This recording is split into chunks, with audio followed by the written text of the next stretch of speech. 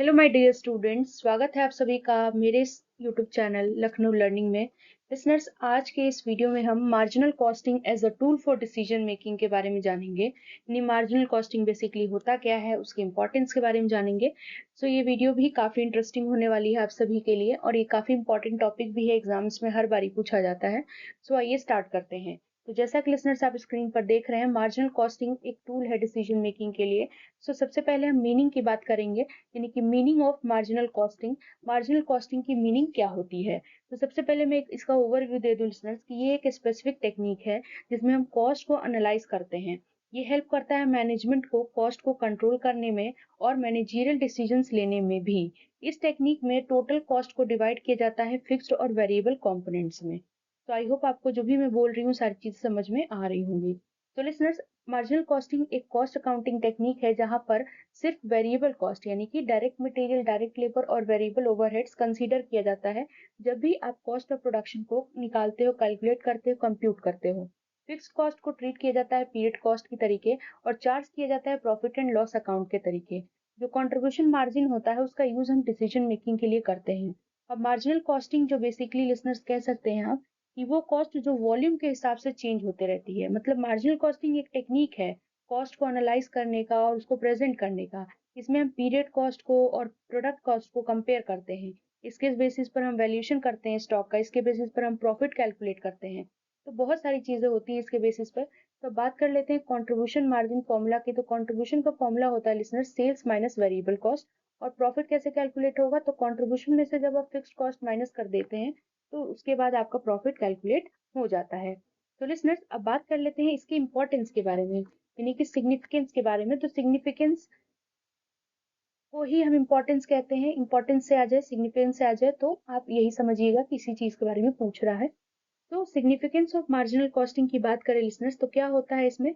तो इसमें पहले आता है प्राइसिंग डिसीजन। यानी कि मार्जिनल कॉस्टिंग जो होती है वो प्राइसिंग डिसीजन लेने में काफी हेल्प करती है।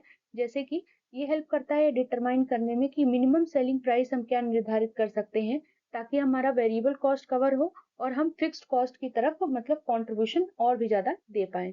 यूजफुल होता है ये कॉम्पिटिटिव प्राइसिंग सिचुएशन के लिए, और स्पेशल ऑर्डर्स के लिए भी बेसिकली हम इसको एक्सेप्ट कर सकते हैं।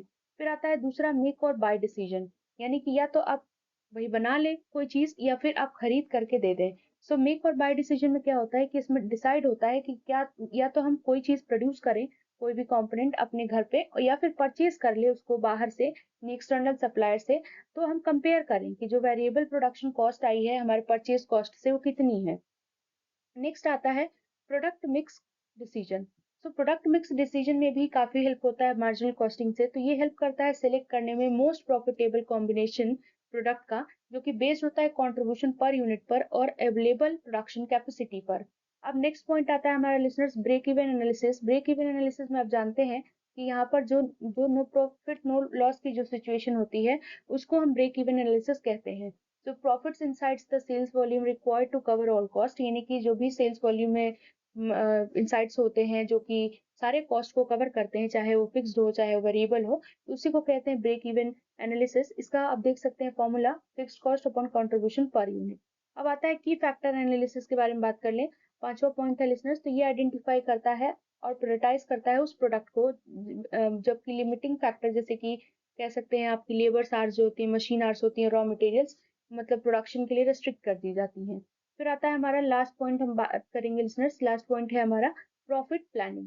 प्रॉफिट प्लानिंग के बारे में बात करें तो इसमें क्या होता है, ये हेल्प करता है प्रॉफिट को फोरकास्ट करने में डिफरेंट टेबल्स ऑफ सेल्स पर, और प्रोडक्शन करने में भी किस चीज को कंट्रीब्यूशन मार्जिन को एनालाइज करने के बाद, मतलब उसके द्वारा एनालाइज करने के बाद। तो लिसनर्स, आई होप आपको सारी चीजें क्लियर हो गई होंगी। वीडियो अच्छा लगे do like share and subscribe. Thanks for watching.